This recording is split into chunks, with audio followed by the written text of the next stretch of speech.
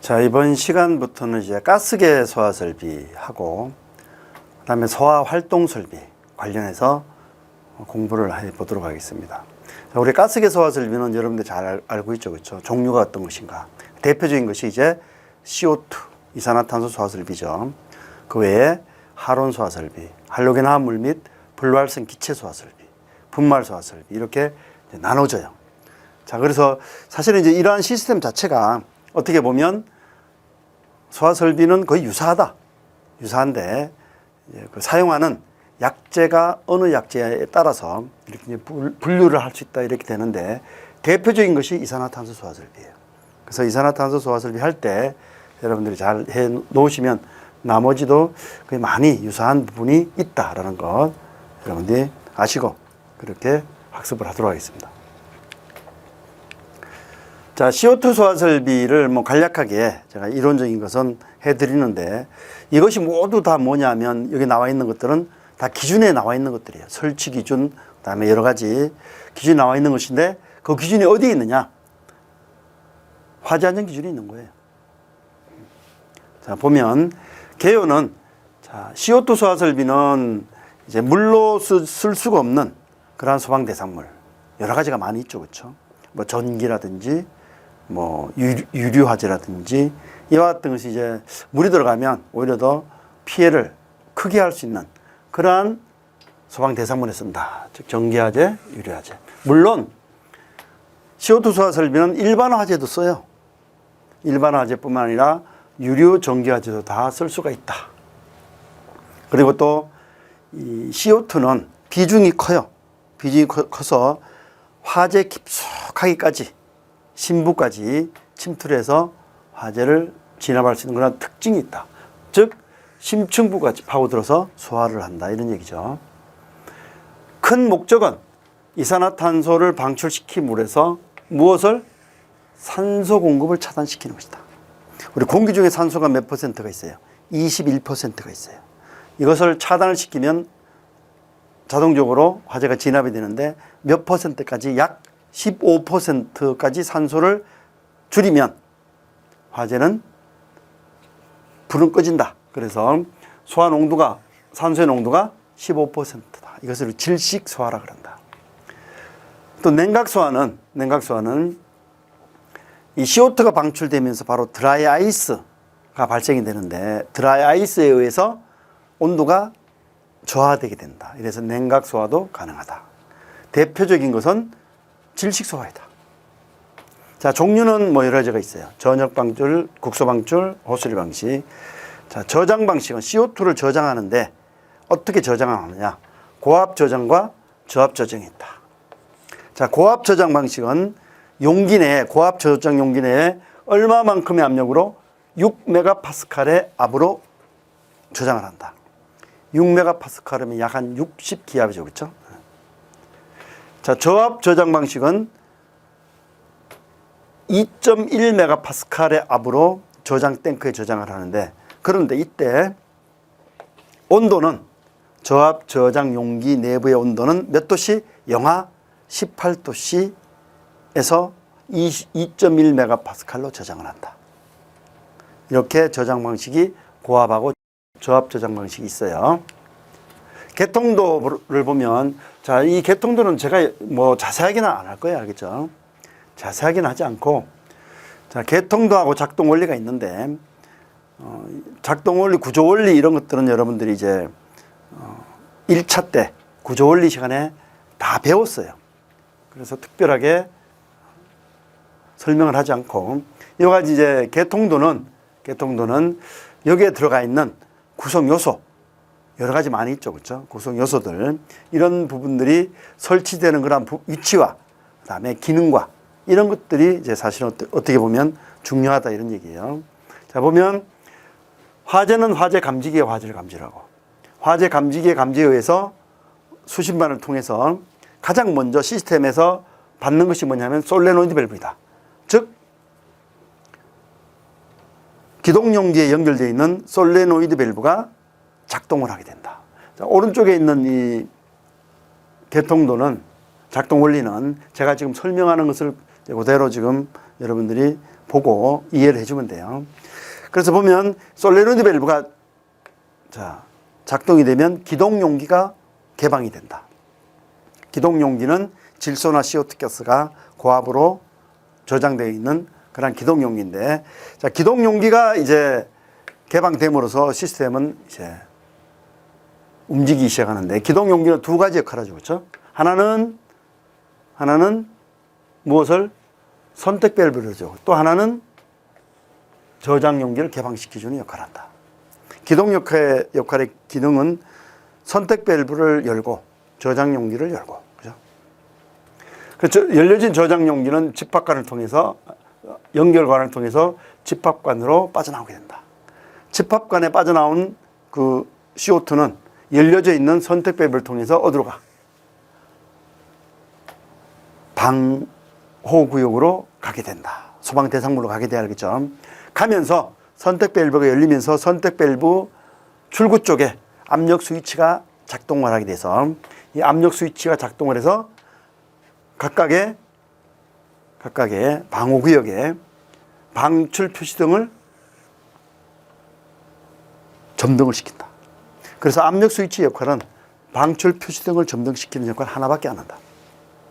열려진 선택 밸브를 통해서, 배관을 통해서 어디로 가냐면 방호구역에 헤드로 가게 된다.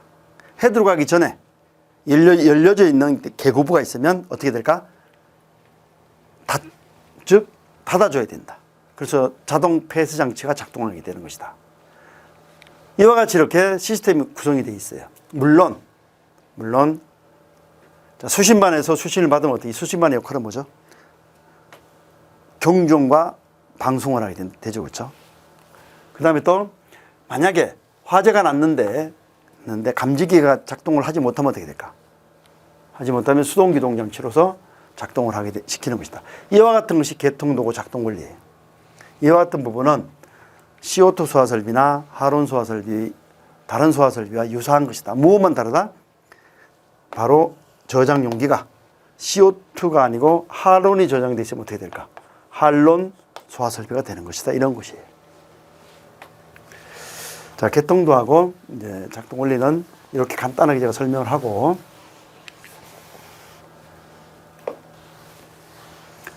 구성 요소를 보자. 좀 전에 제가 이제 설명을 하면서 구성 요소를 간단하게 이야기를 했어요. 자, 저장 용기가 있을 것이고, 그렇죠? 고압으로 저장된 것이에요. 보통 저장 용기 평균 용기의 크기는 68리터. 저장 용기 밸브가 있어요.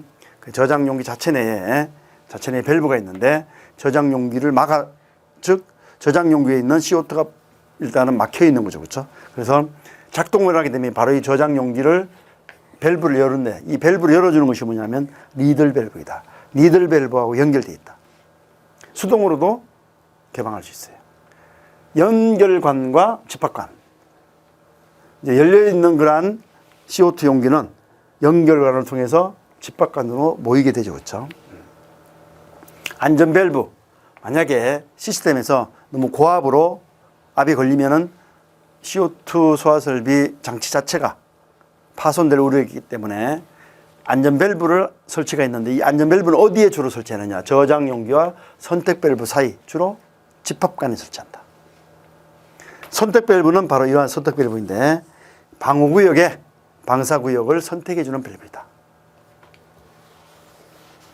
기동 용기함. 기동 용기함인데 바로 이와 같이 함 내부에는 세 가지가 구성되어 있는데, 하나는 기동 용기, 하나는 솔레노이드 밸브, 하나는 압력 스위치. 이 세 개를 하나의 기동 용기 함에 넣어서 우리가 작동을 하는 것이다.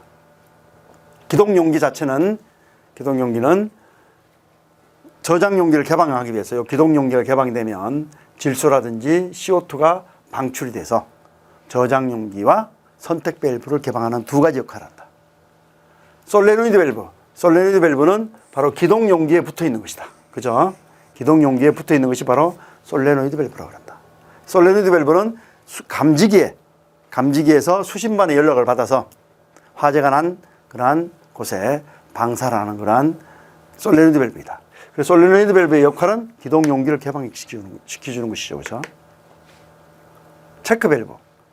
이제 각각의 여러 가지 이제 배관 안에 체크 밸브가 들어있어요. 체크 밸브는 뭐냐면, 체크 밸브는 약재를 공급을 시켜주는데, 기동 용기에서 나온 CO2나 질소가 다시 기동 용기로 들어가지 못하게끔 역류 방지하는 것.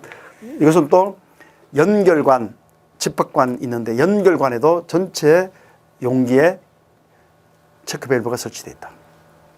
자동 폐쇄 장치. 자동 폐쇄 장치는 약재가 CO2 가스가 어디로 헤드로 갈 때 그 방사 구역 내에 있는 개구부가 열려 있으면 바깥으로 약재가 빠져나갈 수 있기 때문에 개구부를 자동으로 폐쇄시키는 그러한 장치를 자동 폐쇄 장치라고 한다.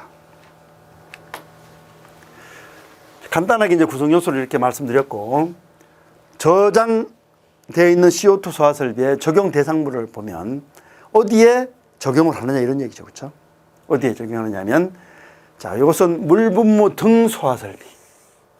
자, 우리가 처음에 이제 물분무 소화 설비를 할 때 적용 대상물 했어요. 뭐 항공기 경납고, 차고, 주차장, 그다음에 전기실 등등해서 8가지가 있다. 8가지. 자, 8가지가 있으니까 이것은 물분무 등 소화 설비는 똑같아. 무엇이 있죠? 물분무 등 소화 설비를 하면, 자, 물분무 소화 설비, 또 포소화 설비, 또 CO2 소화 설비, 지금 하는 CO2, 할론 소화 설비, 할로겐 화합물 및 불활성 기체 소화 설비, 분말 소화 설비. 이 소화 설비를 전체를 통틀어서 뭐라 그래? 물분무 등 소화 설비라고 그래요. 이 소화 설비는 적용 대상물이 똑같아요. 적용 대상물에 CO2를 쓰든 포를 쓰든 또 할론을 쓰든 같은 그러한 적용 대상물이다. 그래서 이것을 물분무 등 소화 설비라 그런다. 8가지가 있어요. 알겠죠? 설치 장소. 자, 소화약재 저장 용기를 보자. 소화약재 저장 용기 교재도 나와 있어요. 약재 자체 저장 용기 설치 기준, 설치 장소의 기준. 이것은 다 뭐냐면 화재 안전 기준 내용이에요. 그래서 이것을 여러분들이 이제 알아두셔야 돼. 약재 저장 용기의 기준이 7가지가 있는데, 이거 가스계 소화 설비는 동일하다. 좀 전에 우리가 가스계 소화 설비를 뭐라 그러냐면 이산화탄소, 할론, 할로겐 화합물 및 불활성 기체, 분말, 이것을 우리가 가스계 소화 설비라고 하는데, 여기 설치 장소는 7가지가 1, 2, 3, 4에서 7가지가 다 똑같다. 알겠죠? 그 대신에 온도가 몇 도씨 이하? 45도씨 이하다. 설치 장소의 온도가 40도씨 이하라 해야 되는데, 그런데 분말 소화 설비 한 개만 다른 것이 있어요. 이것은 설치 장소가 55도씨이다. 이건 이제 나중에 나오니까 어떻든 간에 설치 장소는 다 7가지가 똑같다라고 여러분들이 보면 된다. 교재에 잘 나와 있으니까 한번 보세요. 뭐냐면 뭐 방구역 외의 장소에 외의 장소에 설치해야 된다. 그다음에 또 온도가 40도 이하이다. 뭐 점검도 표시해야 된다. 이런 내용들이 7가지가 있어요. 교재 참고하시고. 그다음에 저장 용기의 기준을 보자. 이거 다 기준인데, 자, 저장 용기는 고압식과 저압식이 있다 그랬어요. 이산화탄소에서. 고압식은 충전비가 1.5에서 1.9이다. 1.5에서 1.9. 충전비라는 것은 여러분들 잘 알아두셔야 돼. 이거 충전비는 워낙 많이 나오니까. 우리가 이제 실전 문제에서 아니면 예상 문제 이런 문제에서 충전비를 모르면 못 풀어요. 뭐였죠? 소화약재의 무게분의 용기 내의 용적이다 이런 얘기. 뭐 이런 것이죠. 용기가 이렇게 있으면 자, 용기가 예를 들어서 100리터이다. 알겠죠? 근데 여기에 CO2가 이렇게 저장되어 있겠죠. 그렇죠? 이것이 만약에 뭐 80kg이다. 그럼 이 용기는 충전비는 얼마냐? 뭐 구하면 되는 거죠. 그렇죠? 80분에 어떻게 될까? 100 이렇게 되는 거죠. 그렇죠? 이것이 충전비예요. 무게분의 용기의 최적 부피. 자, 저장 용기는 25메가파스칼 이상의 압력에 합격을 해야 돼. 그러니까 내압 시험이 25메가파스칼이면 굉장히 높은 압력이죠. 그렇죠? 250기압 이상이니까. 자, 저압식은 이제 이것을 이와 같이 고압 용기가 아니고 탱크로 저장을 해. CO2가 아주 어떻게 될까? 많이 저장되는 거예요. 충전비는 얼마라고? 1.1에서 1.4. 1.1에서 1.4 범위의 충전비를 가지고 저압 용기의 저장 용기는 얼마만큼의 압력? 3.5 메가파스칼의 압에 견딜 수 있는 그러한 용기를 써야 돼요. 탱크를 써야 돼. 탱크. 이제 저압식은 우리가 용기라기보다 저장 탱크라고 이야기를 한다. 그래서 만약에 우리가 저장 용기에 저장되는 압력은 얼마라고 했지? 2.1 메가파스칼을 했죠. 그렇죠? 이와 같이 저장 탱크에 있으면 탱크에 얼마만큼? 2.1 메가파스칼의 압이 이제 걸리고 온도는 몇 도? 영하 18도씨의 온도로서 저장을 해야 돼. 알겠죠? 해야 되는데 이때 2.3 이상 1.9 메가파스칼 이하의 압력에 대해서는 어떻게 될까? 압력 경보 장치가 올려줘야 돼. 그러니까 2.1 메가파스칼에 어떻게 될까? 플러스 마이너스 0.2 메가파스칼이네. 그렇죠? 이 범위를 벗어나는 압력일 때는 압력 경보 장치로서 알려줘야 된다.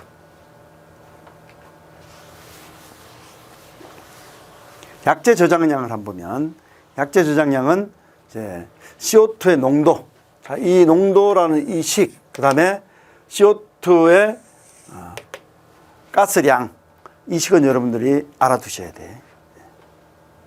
다른 애가 설명을 안 하겠어요. 이 식은 이건 식이기 때문에 중요한 부분이다. 알겠죠? 그 다음에 전역 방출 방식의 소화 약재량 구하는 방법. 자, 전역 방출 방식은 두 가지가 있어요. 표면 화재일 때, 또 무슨 화재? 심부 화재일 때. 두 가지 화재일 때 전역 방출 방식으로 약재량 구하는 것. 이 표도 여러분들이 알아둬야 된다. 이 표를 또 모르면, 물론 이제 표를 주어질 수가 있어요. 그런데 이 표를 또 주어지지 않고 문제를 풀어라 하면 이 표를 모르면 못 풀어요. 방호역이 1세제곱미터당 약재량이에요. 보면 1kg, 0.9, 0.8, 0.75 이와 같이 네 가지가 있는데 이것은 여러분들 알아둬야 된다. 여기서 구한 약재보다 더 적으면 어떻게 될까? 최소가 오른쪽에 있는 바로 45kg, 135, 1125kg이 최소량이다. 자, 이런 부분들을 이제 문제를 통해서 제가 해결을 해 드릴게요. 그 다음에 설계 농도가 34% 이상인 그러한 위험성을 갖는 방호 대상물이라면 반드시 보존 개수를 꼭 해줘야 된다. 즉, 더 많이 약재가 필요하다 이런 얘기 알겠죠? 설계 농도가 34% 이상 되는 것이 바로 표에 나와 있어요. 이와 같이 메탄, 프로판, 석탄, 에탄 쭉쭉 있는데 가장 높은 것이 뭐예요? 수소. 수소가 가장 높아. 수소가 가장 위험하다 이런 얘기죠. 그렇죠? 수소는 설계 농도가 75%예요. 그래서 오른쪽에 보면 여기에 자, 설계 농도와 보존 개수가 있죠. 그렇죠? 자, 이 그래프를 통해서 바로 무엇을? 보존 개수를 곱해줘야 돼. 예를 들어 수소가 75% 하면 수소가 75% 정도 되겠죠. 그렇죠? 그 정도의 75%의 보존 개수를 알 수가 있는 것이 표를 보고. 만약에 방호구역에 계곡부가 있는데 자동 폐쇄 장치가 없어요. 자동 폐쇄 장치가 없다라면 바깥으로 어떻게 될까? CO2가 방출될 수가 있죠. 그렇죠? 그래서 이것을 방지하기 위해서 1m 제곱당 자, 표면 화재일 때는 5kg의 약재를 가산해 준다. 전체 방호 표면적의 몇 퍼센트? 3%까지만 해주라. 방호역 전체 표면적의 3%. 만약에 3% 넘으면 개구부가 3%까지 해주면 돼요. 자, 표면화재는 그렇게 하거든요. 신부화재. 자, 신부화재는 또 여기에 있는 이 표가 또 있어요. 또. 신부화재는 이제 깊숙하게 어떻게 될까? 화재를 침투가 가능한 걸 신부화재라고 그러죠. 그렇죠? 그래서 이 표가 보면은 뭐 전기설비, 소고, 고무류 등등해서 방호역 1세제곱미터당 약재량이 나와 있어요. 물론 이 약재량을 주어지면 우리가 이제 쓰면 되는데 주어지지 않으면 이걸 알고 있어야 돼요. 알겠죠? 이것도 여러분들 이제 실전 문제 한번 해볼 것이고, 자동 폐쇄 장치가 그 방호구역에 없다라면 1m 제곱당 10kg을 가산한다. 표면화재는 5kg, 신부화재는 10kg. 그리고 또 방호구역 전체 표면적의 몇 퍼센트? 3% 이하로 개구부의 면적을 해주면 돼요. 국소 방출 방식. 자, 국소 방출 방식은 가산량이 있다. 국소는 이제 뭐냐면 일부분만 방호하는 것이죠. 그렇죠? 이와 같이 방호 대상물이 있으면 자, 약재를 방출시키면 약재가 바깥으로 퍼져나가 버리겠죠. 그렇죠? 그래서 이것을 가산량으로 해서 고압식은 몇 배? 1.4배. 저압식은 1.1배. 고압식은 40% 정도를 더 약재를 많이 방출하고, 저압식은 얼마? 10% 정도. 저압식은 아무래도 압이 약하니까. 첫 번째, 윗면이 개방되어 있는 용기, 저장 용기의 윗면만 화재가 났을 때 1m 제곱당 약재는 13kg. 아주 간단해요. 이렇게 윗면만 개방되어 있는 그러한 저장 용기에서는 국소 방출할 때 1m 제곱당 13kg. 그 밖의 것은 이 식을 써야 된다. 자, 이와 같이 이렇게 방호 대상물이 있으면 약재를 방출시키겠죠. 그렇죠?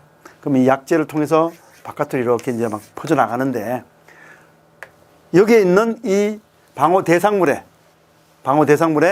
가로, 세로, 높이 0.6m의 무슨 공간을 만들어줘? 방호 공간을 만들어준다. 방호 공간에 들어가는 약재 양을 구해줘야 돼요. 이것이 바로 뭐냐면 국소 방출 방식의 Q는 8-6 라지 A분의 스몰 a다. 라지 A는 방호 공간의 벽 면적, 라지 A는 방호 공간의 벽, 이 벽의 면적이 알겠죠? 앞의 벽, 옆의 벽, 뒤의 벽, 알겠죠? 스몰 a는 방호 대상물, 바로 방호 대상물, 요거 방호 대상물 주위에 설치된 벽 면적. 예를 들어서 방호 대상물이 좀 위험하면 사람이 접근 못하게끔 어떻게 될까? 벽을 설치하죠. 그렇죠? 이러한 방호 대상물에 설치된 벽 면적, 스몰 a라 그래요. 그래서 약재 양은 어떻게 될까? 약재 양은 자, 방호 공간의 최적 곱하기 Q다. 이것이 바로 뭐냐면 약재양이다. 즉 방호 공간에 약재가 들어갈 수 있는 양이래야 된다. 이런 얘기예요. 이것도 이제 실전 문제에 풀어볼 것이고, 호수릴 방식은 약재양은 호수 한 개당 몇 킬로그램? 90kg. 호수가 3개다 하면 얼마예요? 약재를 270kg을 보관해야 돼. 알겠죠? 자, 배관 한번 보죠. 이 배관은 우리가 이제 강관, 동관 뭐 이런 배관을 쓰죠. 그렇죠? 쓰는데 이 배관은 우리가 압력 배관용 탄소관관을 씁니다. 압력 배관용 탄소관관 중에 스케줄이 80 이상, 고압식은. 알겠죠? 저압식은 스케줄이 40 이상. 스케줄 번호가 크면 클수록 어떻게 될까? 관 두께는 두꺼워요. 자, 동관도 쓰는데, 동관은 이제 구리 합금이죠. 그렇죠? 고압식은 16.5MPa, 저압식은 3.75MPa 압에 견딜 수 있는 거란 관을 쓰면 돼요. 자, 여기서 이제 우리가 뭐 필요한 것은 그 배관 내에 얼마만큼 압이 걸리느냐 뭐 이런 것이죠. 그렇죠? 다음에 고압식 자체는 1차측, 우리가 1차측, 2차측 분류하는 것은 무엇으로 분류하죠? 자, 집합관이 있으면 집합관에 연결되어 있는 무슨 밸브? 자, 선택 밸브가 있어요. 자, 선택 밸브가 있는데 이 선택 밸브를 기준으로 해서 어디까지? 저장 용기까지를 1차측이라고. 알겠죠? 1차 측, 헤드까지를 2차 측이라고 그런다.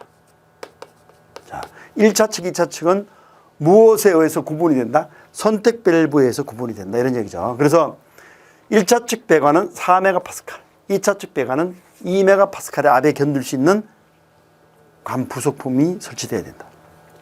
저압식은 어떻게 될까? 1, 2차 측이 다 2메가파스칼 압에 견디면 돼. 알겠죠? 자, 그 다음에 배관 구경은 뭐 따로 이렇게 결정된 것이 없어요. 배관 지름은 우리가 스프링클러 설비 같은 경우에는 이제 배관경이 결정돼 있죠. 그렇죠? 그런데 가스계 소화 설비는 배관경이 결정돼 있지 않다. 단 무엇에 의해서 결정한다? 방출 시간에 의해서 결정한다. 알겠죠? 그래서 우리가 이제 일반적으로 CO2의 방출 시간을 보면 표면화제일 때는 몇 분? 1분. 신부화제일 때는 몇 분? 7분. 국소 방출 방식은 몇 초? 30초. 1분, 7분, 30초죠. 그렇죠? 이와 같이 방출 시간에 의해서 배관 지름이 결정된다. 알겠죠? 자, 이와 같이 이제 배관에 관련된 내용이다. 여기 보면 이제, 자, 방출 시간, 요거는 잘 알아두셔야 돼. 1분하고, 신부화제는 7분하고, 국소는 30초이다. 알겠죠? 헤드를 보면 헤드 자체도 여러 가지 형태다. 헤드를 우리가 뭐 하나의 표준으로 쓰는 것이 아니고 이와 같이 CO2가 방출하는 것이 여러 가지인데 이 형태가 뭐 어떻든 간에 방호구역에 균일하게 확산시켜주면 되고, 자, 고압식은 얼마만큼의 헤드의 방사압이냐면 2.1메가파스칼. 그러니까 헤드에서 방출되는 압력이 상당히 높다. 2.1메가파스칼이에요. 저압식은 그의 반, 1.05메가파스칼. 압력도 알아두시고.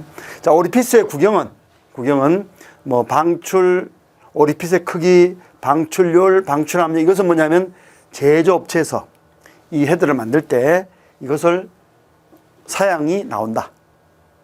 헤드의 개수는 우리가 분사 헤드를 설치할 때 헤드 개수를 몇 개 설치하라는 것이 없고 헤드 개수는 방사 시간에 충족을 해서 전체에 균일하게 확산을 해서 화재를 진압할 수 있는 이런 개수면 돼. 그 대신에 고압식은 2.1, 저압식은 1.05메가파스칼의 압이 걸려서 헤드가 CO2를 방출하면 된다. 방사 시간에 맞춘다. 헤드 개수는 알겠죠? 오리피스의 면적. 헤드에 보면 이와 같이 이렇게 구멍이 빵빵빵 뚫린 것이 있어요. 이렇게. 이걸 뭐냐면 오리피스라 그래. 이 오리피스의 면적은 배관, 연결하는 요 배관의 직경의 면적의 몇 퍼센트? 70% 이하가 되어야 된다. 오리피스의 구경의 면적은 연결되는 배관의 몇 퍼센트? 70% 이하. 그러니까 오리피스가 너무 어떻게 될까? CO2가 나오는 그 오리피스 홀이 너무 크면 안 된다. 이런 얘기. 분사 헤드의 설치 장소다. 자, 분사 헤드의 설치 장소. 이것은 4개 장소인데 이것도 여러분들 알아두셔야 돼. 자, CO2 소화 설비를 설치를 하지 않아도 되는 곳이에요. 헤드를 설치하지 말라는 것은 뭐야? CO2 소화 설비를 설치하지 않아도 되는 것이죠. 그렇죠? 4가지의 장소 알아두셔야 돼. 사람이 항상 근무하는 장소. 자기 연소성 물질. 그다음에 활성금속. 전시장, 관람실 등 다수인이 출입, 통행하는 통로, 전시실. 4가지 장소. 이 장소는 여러분들이 잘 알아두세요. 그 다음에 호스릴 소화 설비. 호스릴은 이제 연기가 찰 우려가 없는 장소죠. 그렇죠? 설치 장소의 기준이 있어요. 교재 잘 나와 있어야 알겠죠? 교재 보면 설치 장소는 어떤 장소이냐? 예를 들어서 뭐 바닥 면적의 5분의 1 미만, 그다음에 창의 계구부의 뭐 15% 뭐 이런 설치 장소 기준이 있어요. 알겠죠? 기준은 교재에 있으니까 이거 다 설치 기준이에요. 화재 안전 기준에 나와 있는 것이기 때문에 여러분 참고하면 되고, 호스릴 소화 설비의 수평거리는 호스릴에서는 수평거리가 15m예요. 호스릴, 자, 이와 같이 이렇게 용기에 호스를 연결해서 이제 화재를 진압하는 거죠. 그렇죠? 바로 이 호스 접결구, 바로 여기서부터 몇 미터? 수평거리가 15m이다. 즉, 지름 30m까지는 방어할 수 있어요. 수평거리가 15m이다. 자동 폐쇄 장치.